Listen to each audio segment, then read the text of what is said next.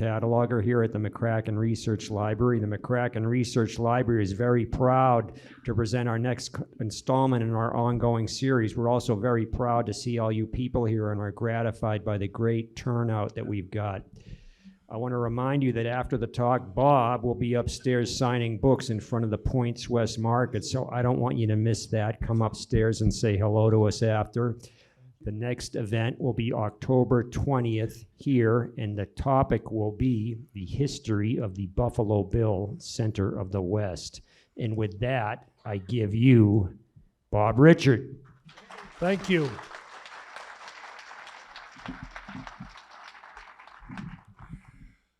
Thank you all for being here again. It's fun to see a lot of you every month.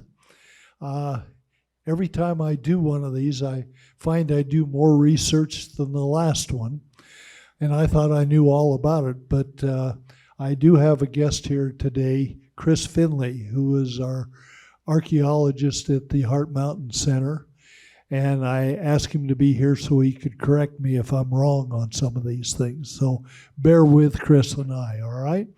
And Chris is down here in front. But if you have technical questions in our question period, I'm sure Chris can answer them. But I'll do my best to help. Anyway, welcome. It's fun to see you, and we'll get started. This is where I grew up as a youngster from 5 to 7 years old, and I'm going to tell you about it from my perspective and try to weave the story of a very difficult time in our lives, both being at war with Japan and having Japanese American brought here and put in a camp that became the third largest community in Wyoming. And people have been calling me, talking to me, and I said, think about it. If somebody told you tomorrow they were going to build a camp out in Oregon Basin and put 10 to 12,000 people in it and have it done in the next 3 months, how would you feel as a resident of Cody, Wyoming, having nothing to do with any politics, but just dropping them in there? How excited would you be? Think about it. The Heart Mountain Center became a National Historic Landmark. I'm trying to remember, about 1940 or 1996. It became a National Historic Landmark, I believe. And they have a wonderful interpretive center out there.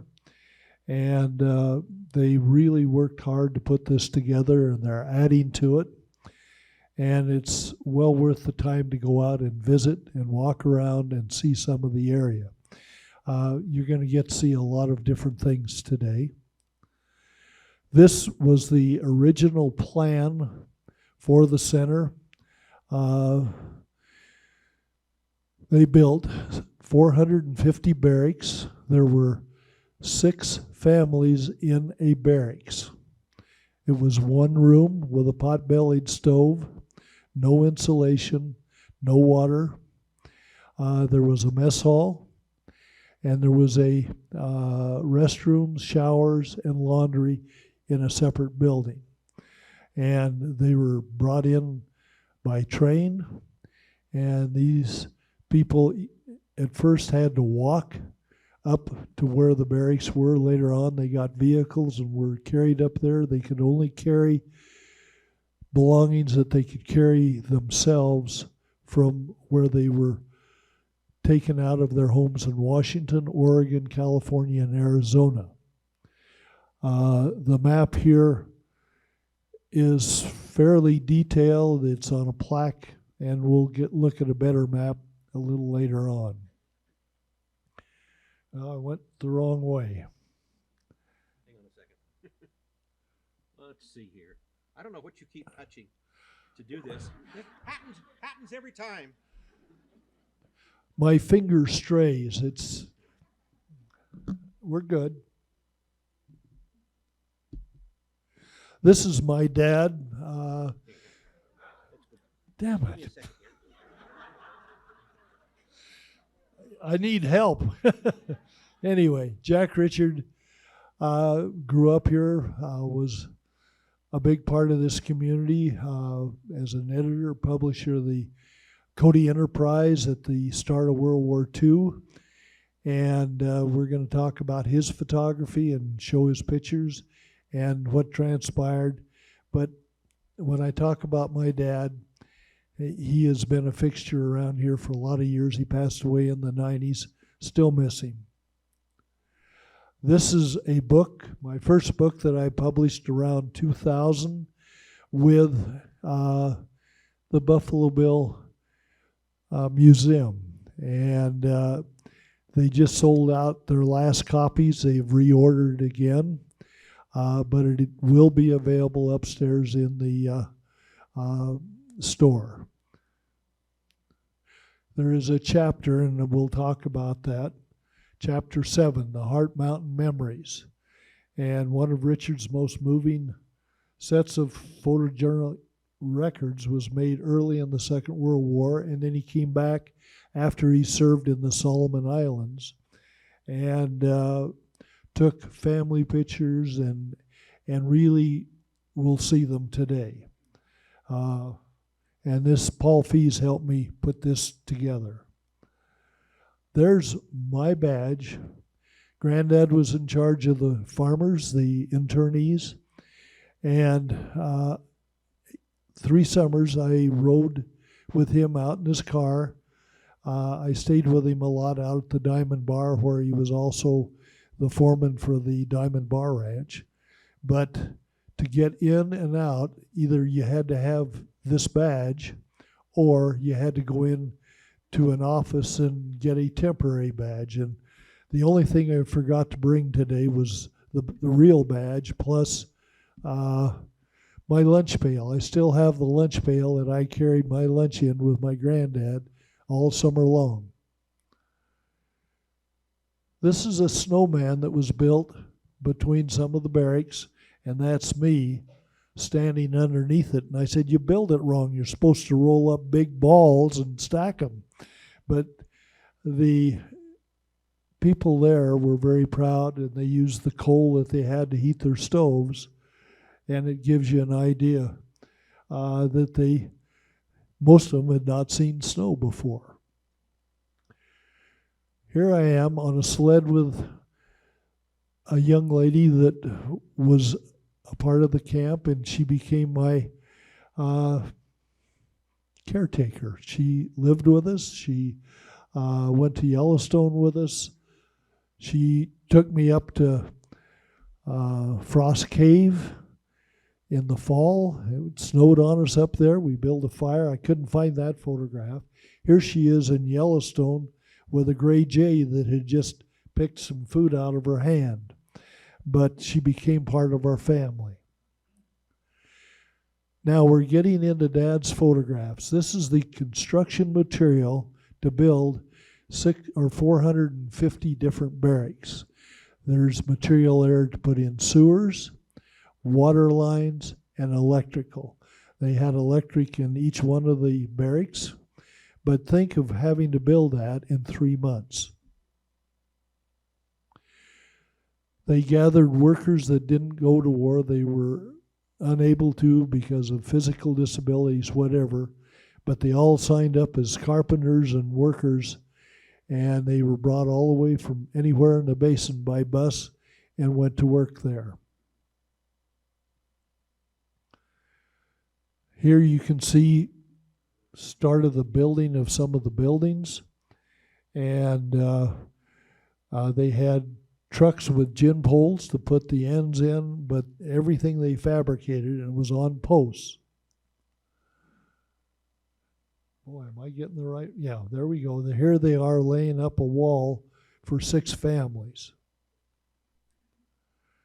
This is backing in to tie the 2 walls together with one end.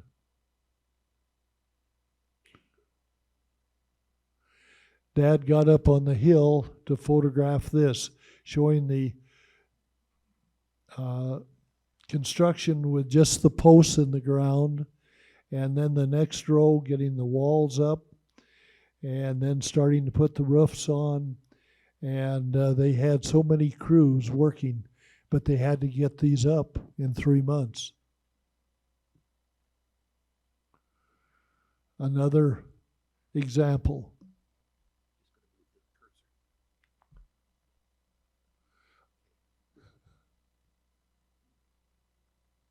This is my dad on the hill behind the camp, photographing the progress. At the time, he was the editor of the Enterprise and was capturing the photographs. This is one of 8 guard towers, and they also had big spotlights on the towers and elsewhere. This is looking towards Heart Mountain with a mess hall in the center, and all the different barracks on each side, and quite an operation. Here people are arriving by train.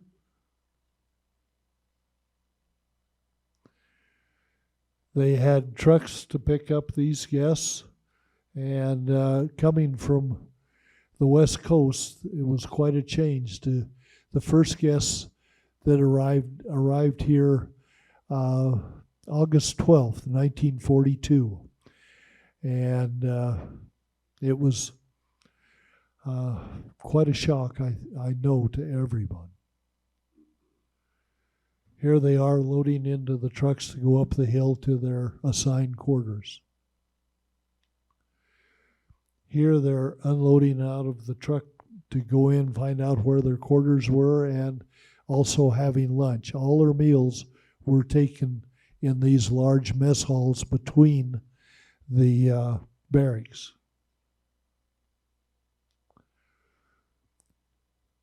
Again, it shows them arriving here and only carrying, and many of them lost their homes, their farms, and many of them never got them back. And they were Japanese Americans, second, third generation. A few of the older families came with their children, had to come with them. Very disruptive to their way of life. This is a aerial Dad took, and let's see if I can. Mac, would you point where the highway is for me? Okay. We forgot our pointer. The highway is about through the center from left to right, and you can see the railroad, which is next to it. Then come down a little below center, and you can see the canal, which has been serving Powell since the 30s. And the farms below the canal were owned by farmers that had homesteaded there in the 20s and 30s. But all the farm fields above the canal, all the way south to where Shoshone River Farms is, about 5-6 miles, was put into production to raise vegetables. Okay. You can see Heart Mountain. They had up above the camp, right center, a water tower that provided water and also firefighting water pressure.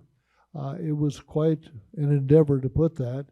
And also center left between the barracks, you can see where the high school was. I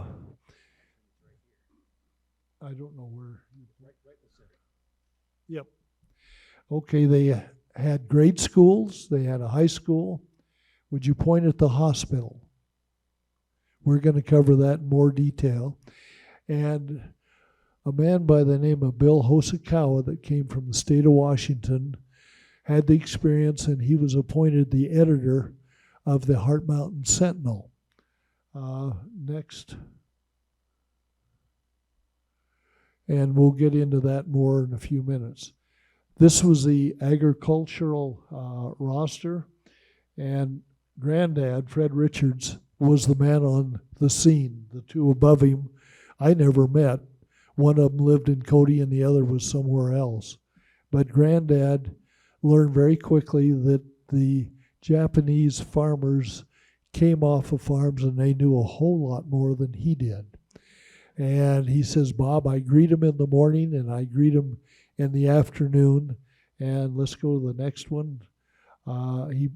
This is where he drove every day from the Diamond Bar Ranch on the South Fork all the way to Heart Mountain, and then he came back, and I stayed with him a lot because Dad went off to the Marine Corps and my mother was running the newspaper, and I also had the girl that lived with my mother and that was Japanese that looked after me. I was well taken care of.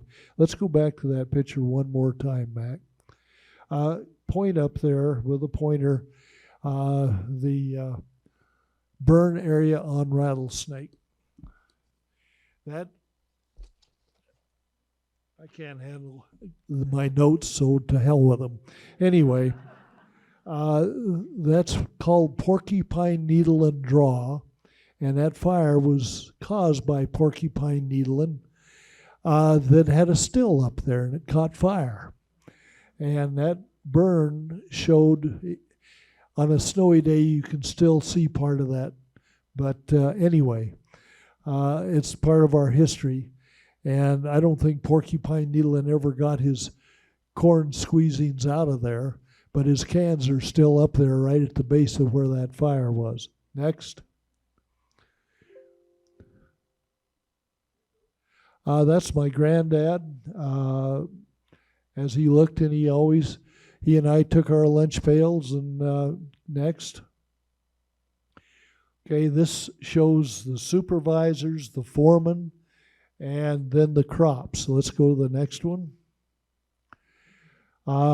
He broke them into field crop A, B, C, and D, and he had a supervisor for each, and you can see the products that were raised, the vegetables. Some of them I didn't know what they were. Next.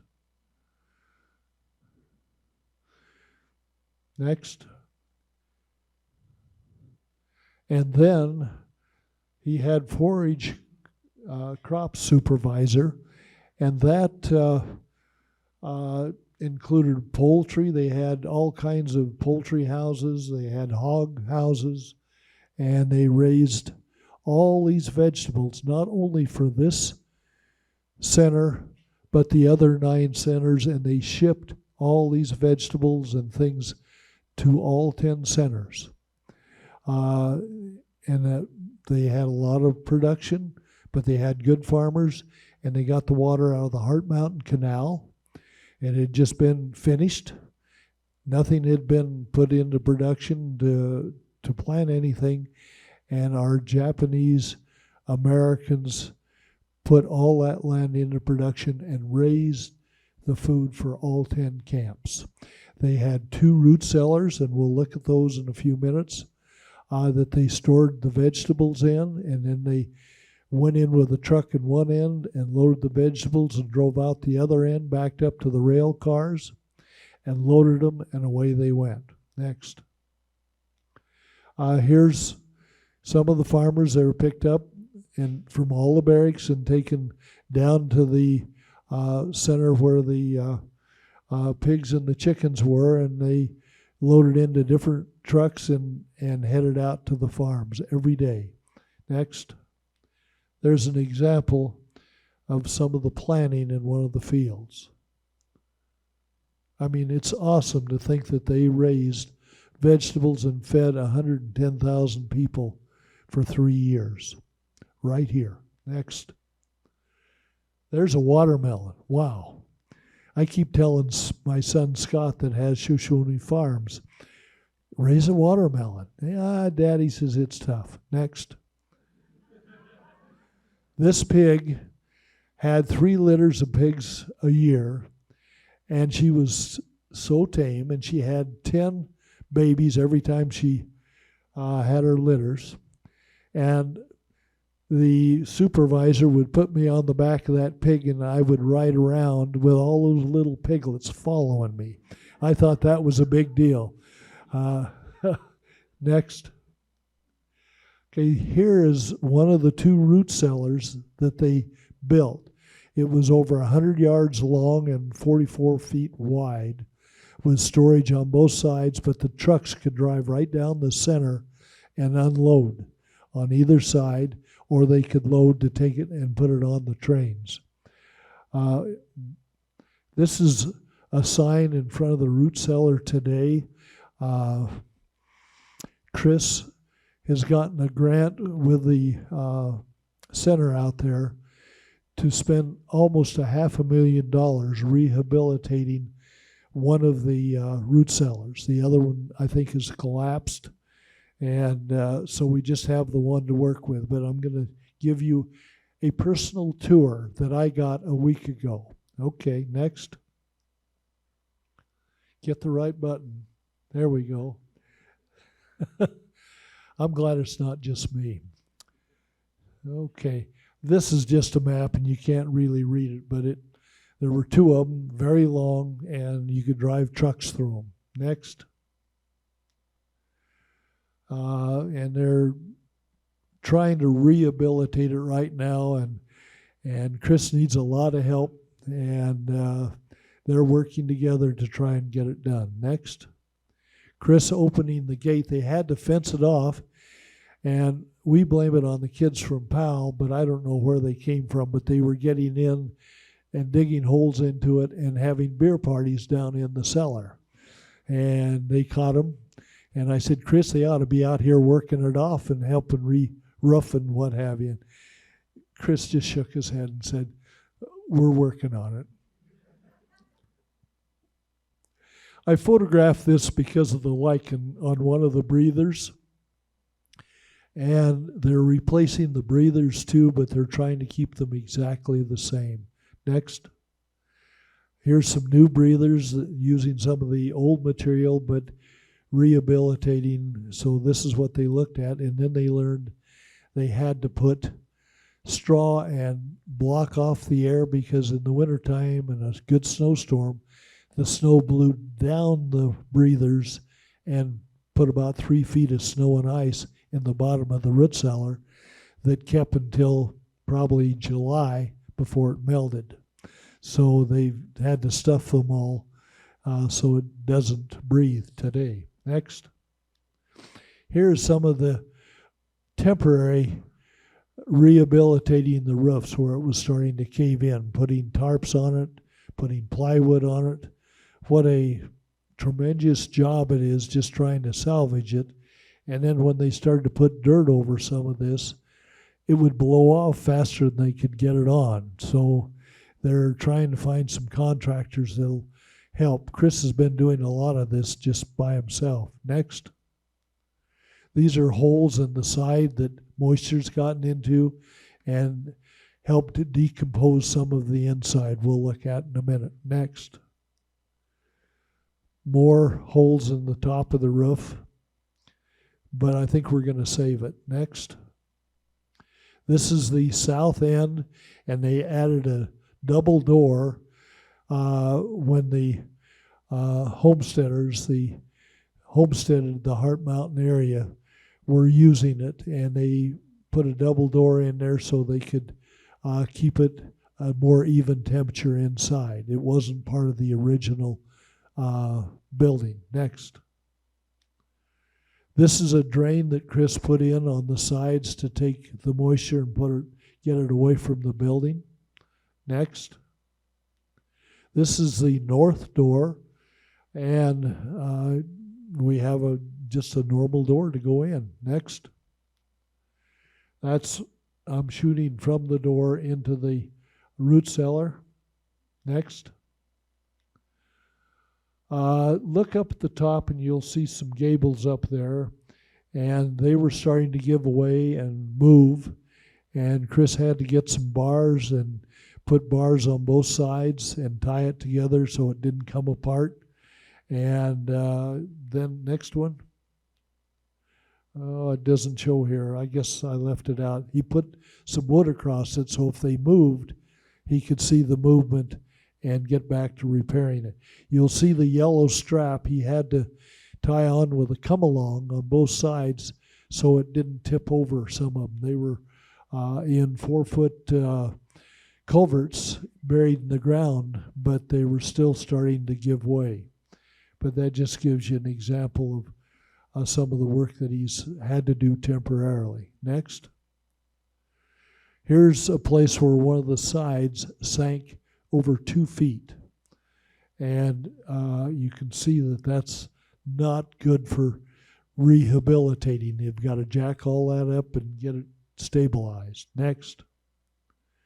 Some of the holes in the roof. Next. That's looking at the far end.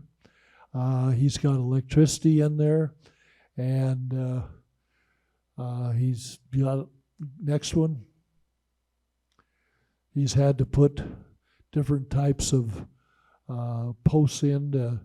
You can see where the log across the top is given way, and we walked very carefully through there, but he assured me that everything was stabilized and not to worry.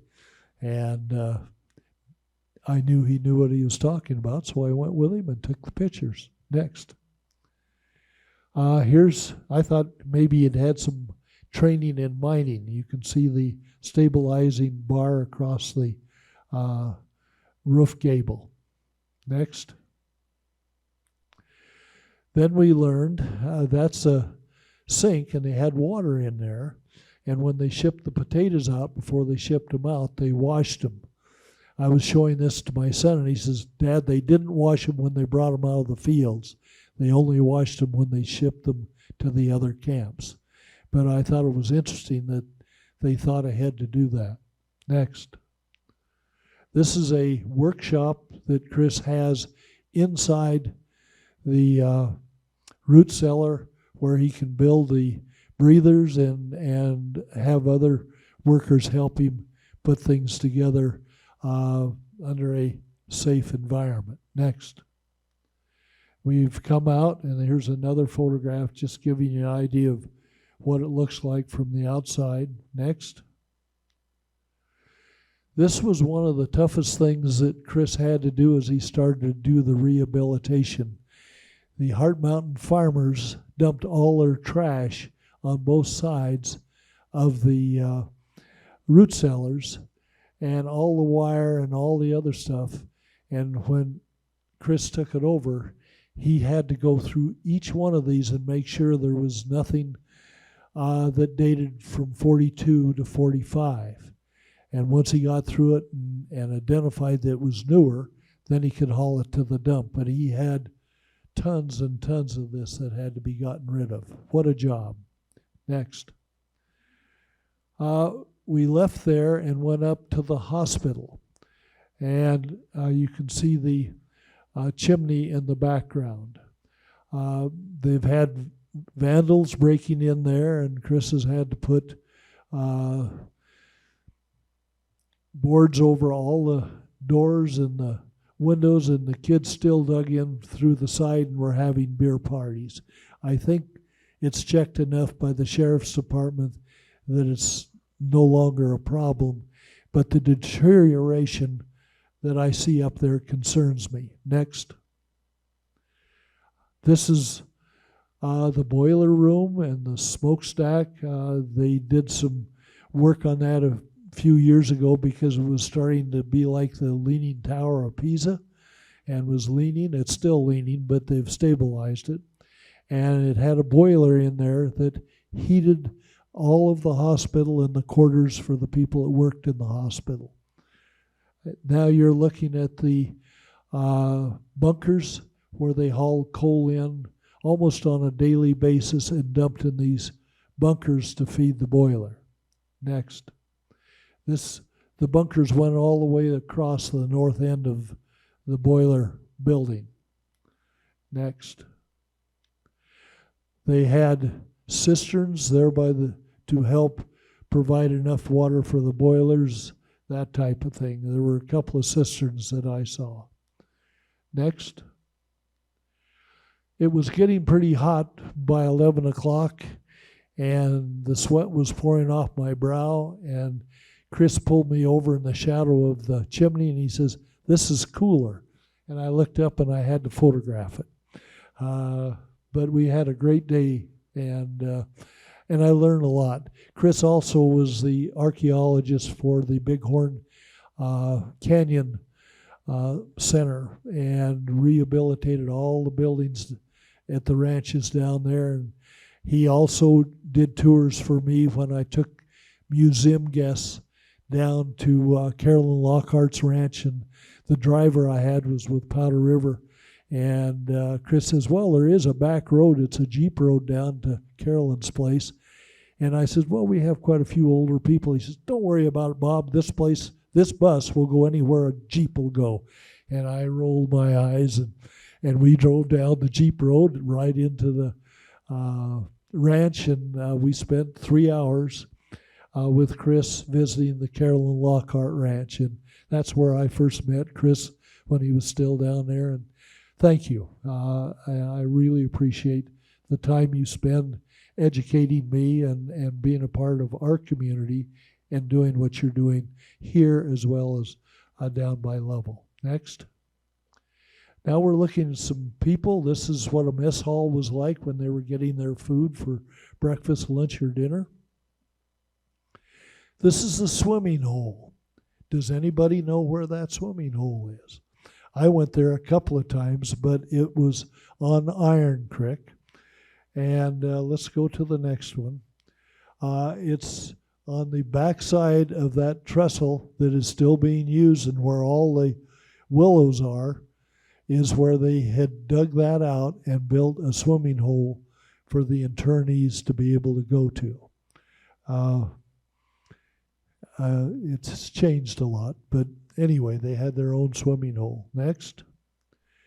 This is a mother and her son, and when I looked at the name Murakami, for the last 37 years, one of her relatives coming from Hawaii has been hunting with me every fall.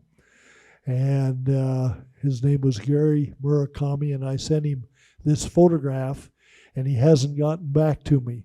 But it's amazing how friends tie together.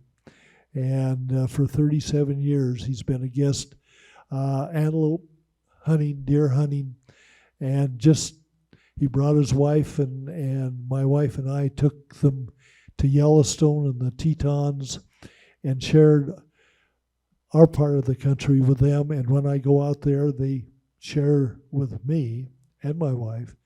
But they took me axis deer hunting on Molokai. And after we got the game, and they were always testing me, make sure they gave me a rifle, and I said, "Well, I'm sighted in." "No, you're a good shot, Bob." Well, luckily I got it with the first shot. But we dressed the meat out, and then we took the carcass out into the bay and dropped it down about 40 feet. And all of a sudden, I'm looking through a face mask, and all these moray eels are coming out, fighting over the carcass. I almost walked back off that bay to the shore.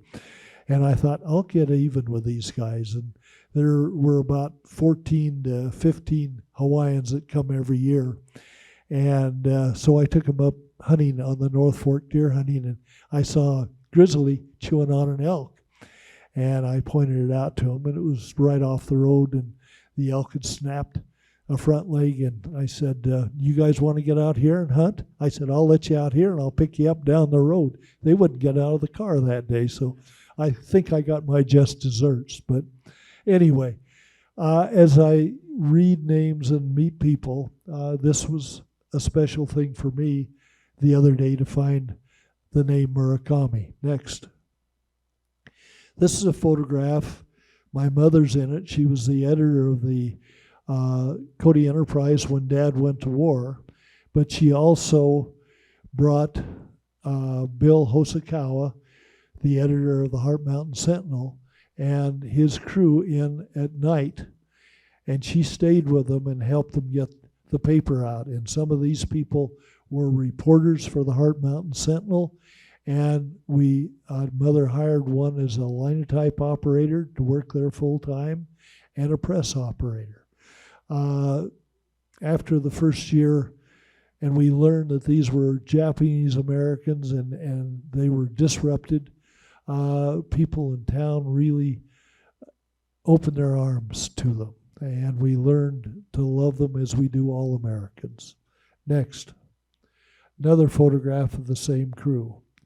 Next picture. This was Bill Hosokawa's son, and he built the furniture. The only thing that were in these places was a steel cot with a mattress and a coal stove. They took lumber that was discarded and made the furniture, the chairs, the tables, to have in their quarters. And Bill's son, I believe it was Michael, went on to become a surgeon and taught at the University of Wyoming for a while and taught in Hawaii and in other foreign countries as an adult. Next. Another young man that served in the European theater, home on leave, and Dad took these photographs after he returned from the Solomon Islands. And he had mixed emotions, but he knew these were Americans and came out and tried to photograph how these people were doing. And I think he did a good job. Next. This young man was home on leave, and I can't read his. Family gathers to welcome their son home on leave from the Army. Thank you. Next. But I think it tells a story that even in this camp, they found happiness as Americans. Next. Here's a man with a Purple Heart, wounded in Europe, showing this to his son. Next. This is Frank Blackburn. He was our sheriff for 33 years in Cody during this period of time. And he was teaching me to swim at 6 o'clock in the morning when I was in town out at Damaris Hot Springs. And then we would go out to the relocation center where he would deliver me in the summertime to my granddad. And he worked with the people out there and with the staff and was always the man on the spot to protect our Japanese Americans. My mother had to call him a couple of times because local people tried to break into the enterprise and attack the Japanese that were printing their paper. We had another incident up at the Green Lantern, which is now called Wapata Inn. And the Green Lantern was in operation, had the best ice cream anywhere. And all the pep squad stopped there to get ice cream. And they went in, and the owner, Ben Simpers, had lost his son in the Pearl Harbor raid, and he came at the girls with a butcher knife because there were Japanese girls there. And Babe Martolio stepped between them, got a cut on her arm, pretty serious, but stopped him. So there were incidents of unhappiness and hatred, but it was misdirected, but I can understand it. Anyway, Frank Blackburn, at the age of 95, came to the swimming pool when I taught here and said, "Bob, can I come in at 6 o'clock in the morning and swim with you?" He says, "I'm getting kind of old and I don't like to do it in the public." So he came 5 days a week for a year, and he would swim a mile, and then he would jump off he did a front flip and a back flip off the low board. And he says, "Don't tell Jenny, my wife would be really upset." But Frank also and his family donated to the Heart Mountain Center and its improvements. I saw his name with all the government agencies and businesses, but what a treat to have him a part of this. I could go on and on about some of the things he did out at the camp, but he was a very strong part in helping our Japanese Americans. Next. These are some of the names. There were, I think, 21 that were killed in the European theater. But there's plaques up there in memorial to these people at the center today, and you can read about them. Next. This is the 750 men that served in the European theater and volunteered to serve as Americans in Europe. And that's there today. Next. It's quite a tribute to these people, especially the way they were treated. Next. That's a walk around area. You can spend a couple hours there and you can see Heart Mountain. Next. Does anybody know what this is? It's a cottonwood tree. Very good. The only thing is, it's a honeymoon tree. A Japanese couple got married in 1943 and planted a tree outside their barracks. And in 2005 or 6, I got a call from the Chamber of Commerce and said, we have somebody in San Jose that was an internee that would like a photograph of the honeymoon tree if it's still there. So I went out and photographed it, sent them the photograph, printed it, and I liked the idea so well, I sent one every 3 or 4 months, the different seasons. And I did this for a couple of years, and one day I get a phone call. Next. There's the tree with Heart Mountain, and that's the vault of the high school. It's still there. And this is John Hayakawa that asked for the pictures of the tree. And he became friends with us, and he started spending a day or 2 days with my son Scott at Shoshone River Farms. And the first thing after he had his tour was, well, Scott, how come you don't have more plants growing here? You need more varieties. And my son scratched his head. Scott's been a farmer since he was in grade school. And they became great friends. And every summer they came back. He spent a day with Scott going through the gardens, and Scott added celery. He added all kinds of different things that he hadn't considered growing here. And of course, you find those at the farmers markets today. Next. I took John and his family as my guests to Yellowstone. I was at Grubstake Expeditions and Tours, and I gave them a free trip every year when they brought family members. First year it was their daughter. The next year, their grandchildren, and the following year it was their great-grandchildren. This is at Lake Hotel with John, his daughter, and his wife. Next. Here we are having one of Peter's lunches along the Firehole River.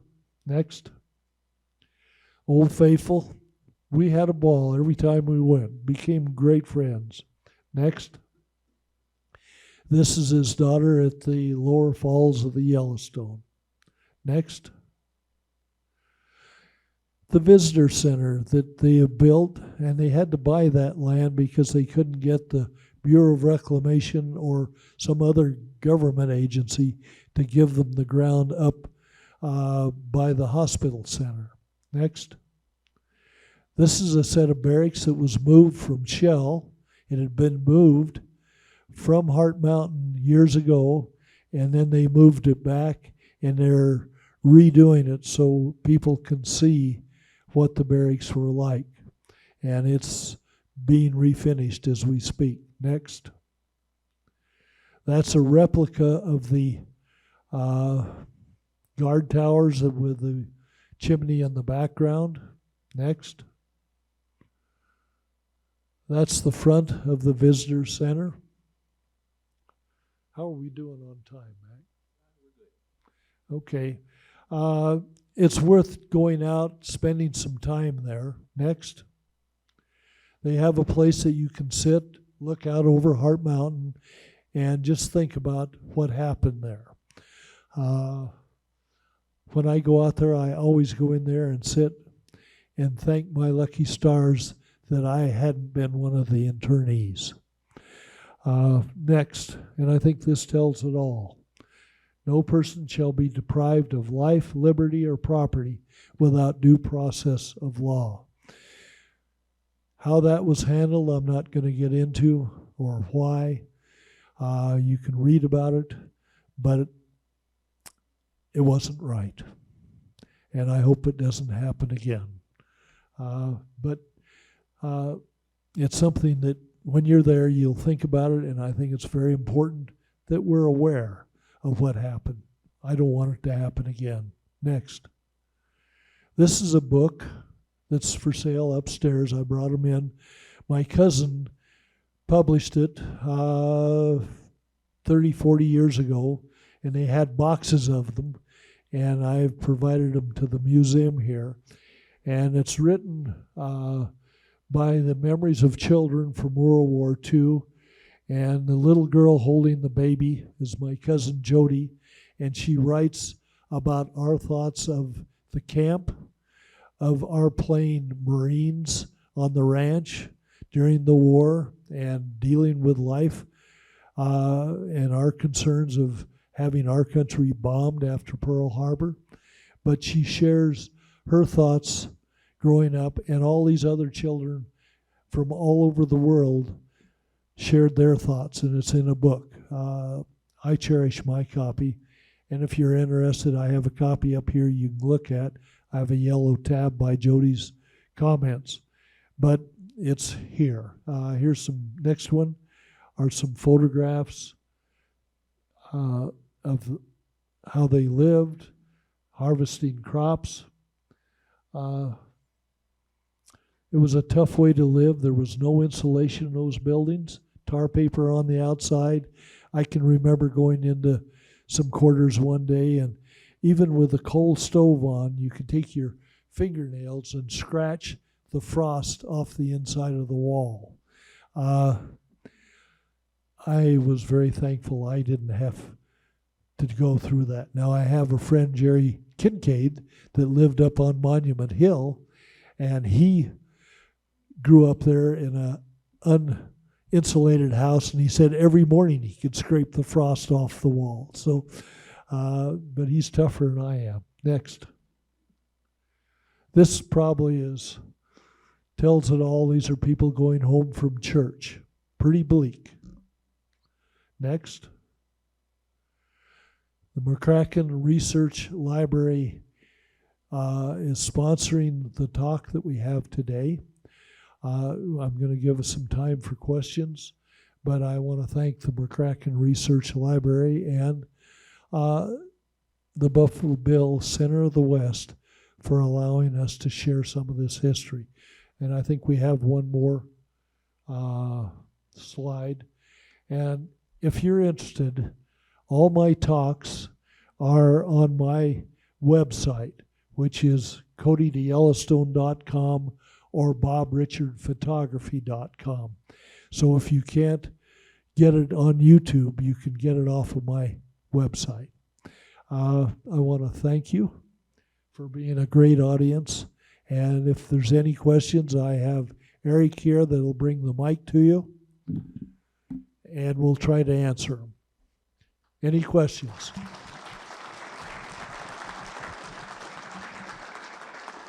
Any questions for Bob? Yes, sir. So, this is, thank you again. We always enjoy your talks. It's really, really informative. But what happened? Like, so, Tokyo got Nagasaki, Hiroshima. What happened? People just went back home names? What happened to the people after the end of World War II? In November of 1945, they closed the camp, and they gave them $25 and a ticket destination. They all had homes on the West Coast. They didn't go to Japan. These were American citizens, and they went back to try and pick up their way of life. and some of their neighbors had procured or bought their land and gave it back to them. Others, they had to start all over again. But they left here, the last of them, the end of 1945. We had a few families that stayed here, farmed in Powell, and there's still a family in Whirland that I know of. But they went back and regained their lives. The John Hayakawa was a farmer in San Jose. In the Heart Mountain Camp, he was a firefighter and was one of the firemen.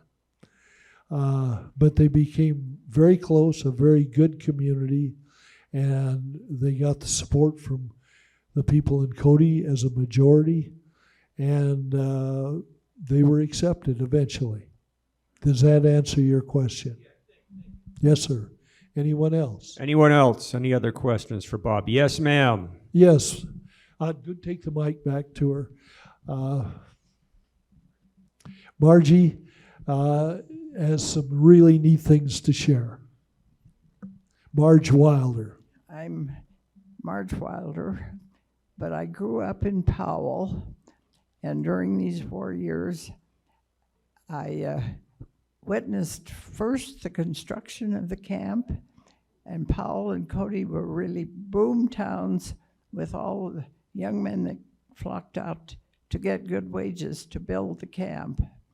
Then after it was constructed, the first year, the people weren't allowed to leave the camp, but by the next year, the administration felt that these people were not a threat and a danger to the Powell and Cody communities, and they could come into town and make their purchases. So at that time, I waited on many of them. I was working for my dad in his drugstore and had a chance to meet some of the people. The older families, they were called the Nisi? No, they were the Isi. They were the still original Japanese.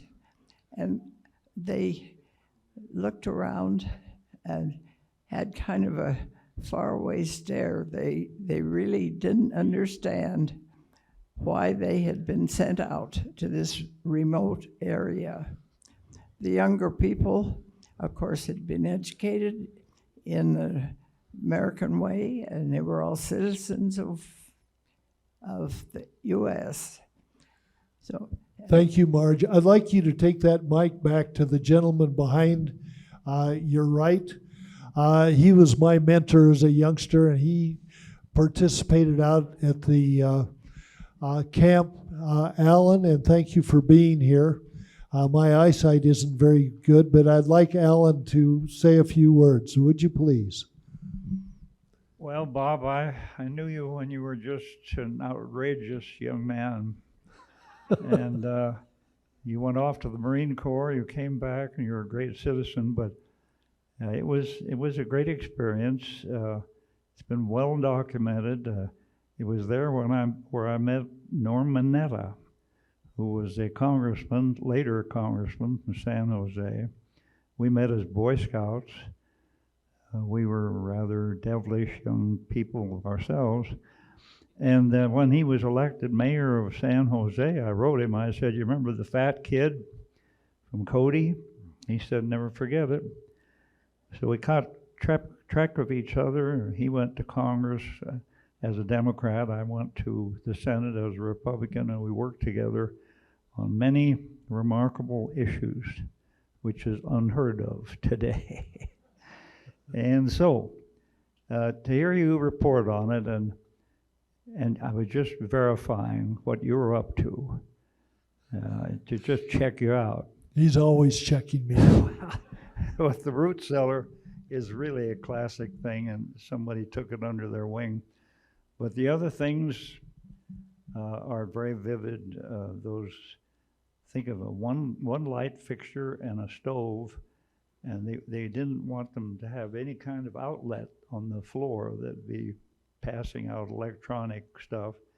And then when they came in and printed the Sentinels and the Cody Enterprise, that's when we realized that they were all American citizens. There were no weird strangers or enemies out there, and a lot of emotion when you're 12, and we were conflicted. And anyway, thanks, Bob, for what you do for Cody history and Wyoming history. And Al, thank you for being here. It's a pleasure to have you all here. If there's any other questions, otherwise we'll bring it to a close. Yes. Why at the beginning did you keep calling them guests when in reality they were prisoners? Well, it didn't sink into the internees that they were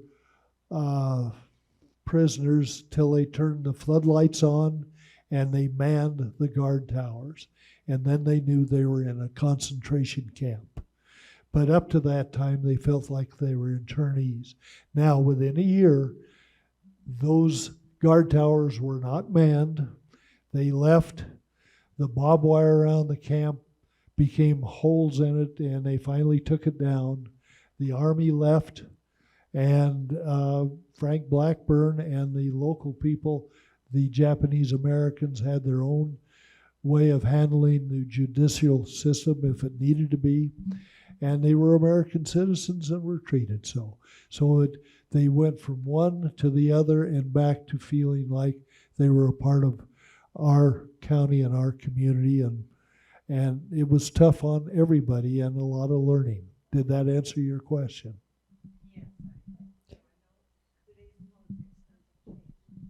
Any more questions for Bob? Yes, sir. One more question. Can we assume that almost all of them spoke English when they arrived? Can we The Japanese citizens that were second generation were born as citizens. They all spoke English. When they brought their parents with them, many of them spoke broken English. Some of them had very little understanding of what was happening because they were in their 80s, as old as me and maybe older. And, some of them really had trouble, and then to be disrupted was a very terrible time for them.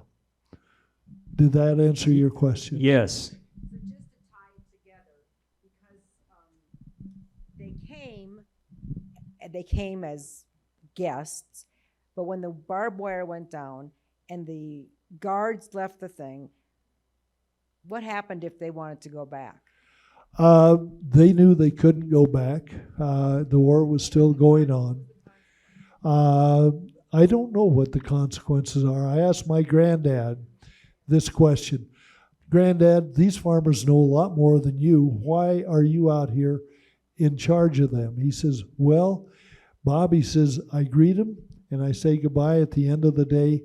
But he says, I'm only here if somebody runs away so they can blame somebody. And he says, I'll take that responsibility because they're not.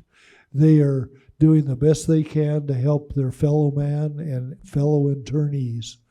And he says, I'm proud to learn from them, even though they say I'm the manager. He says, I just greet them in the morning and I greet them in the afternoon and get a report so we know what's going to be shipped out and what goes to the root cellars. But it was a great exposure to me as a young man. And then I can remember eating with Alan Simpson's parents and my grandparents, and they're sharing the struggles that were going on out at the camp and how they resolved and helped people to better understand what was going on. Did that answer your question? Nobody wanted to run away. They didn't have a place to go. Any other questions? Yes. Yes. This isn't really a question, but I grew up in Powell, and my father was the head coach at Powell High School. He was a football coach, and two of his star athletes were Japanese, Eddie Kawano and Stan Takeuchi. I remember them. Do you? That's wonderful, because we haven't been able to find any other mention of those two boys in any of the buildings that we've gone to see. So Well, thank you. thank you for very sharing much. Anyone else? Over here? Yes, sir. We have had a concentration camp in Idaho. I was curious whether you have a rough idea how many there were around the country. But was that kind of a common thing that between the camps around the country, that the suspicion and the doubt, the trust was regained before they were released? And was that kind of a similar thing carried through other camps? It's hard to say, I suppose. I really can't comment on it because I haven't been to the other camp. I went to one other camp, Manzanar. But I think that we as Americans all had to adjust, whether we were Japanese or from other nationalities.